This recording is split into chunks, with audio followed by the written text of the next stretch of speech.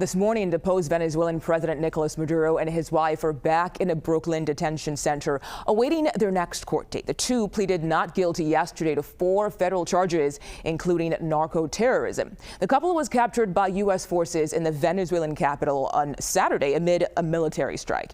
Now, back in Venezuela, Vice President and Maduro loyalist Delcy Rodriguez was officially sworn in as the country's interim president. Rodriguez is striking a delicate balance as she tells the U.S. she wants lasting cooperation while also condemning Maduro's arrest as a kidnapping. And we're also starting to see the real human consequences of the U.S. military operation play out.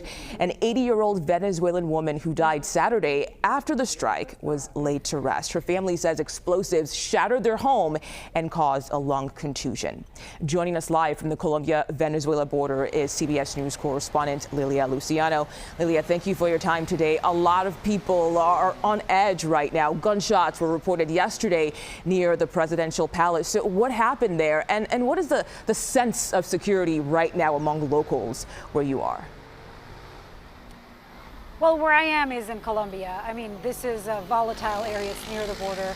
There are crime issues, but not necessarily related to what's happening in Venezuela. So this is safe. We're outside of Venezuela. Right now, Venezuela is pretty stable in terms of security because the regime has stayed in power.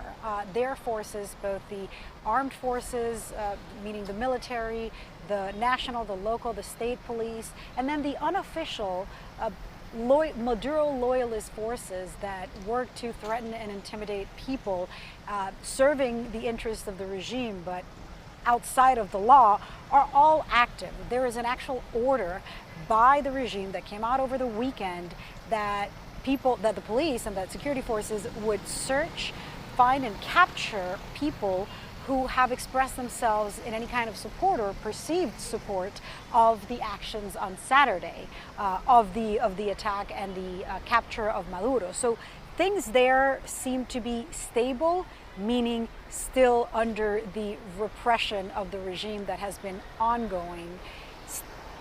That said, people are on edge because, I mean, the way somebody just described it to me earlier today was it's a tinderbox. And last night you were asking about these shots fired. That's such a great example of what happened. Apparently there was a drone, a commercial drone. Somebody was flying a drone, and the state security forces, of course, on high alert, you know, because of what happened Saturday, started shooting at it. It was like 3 minutes of nonstop firing near the presidential palace. So, wow. I talked as it was happening. Right after it happened, I talked to somebody who had whose mom had documented it and was calling her. And on social media, there was just pandemonium.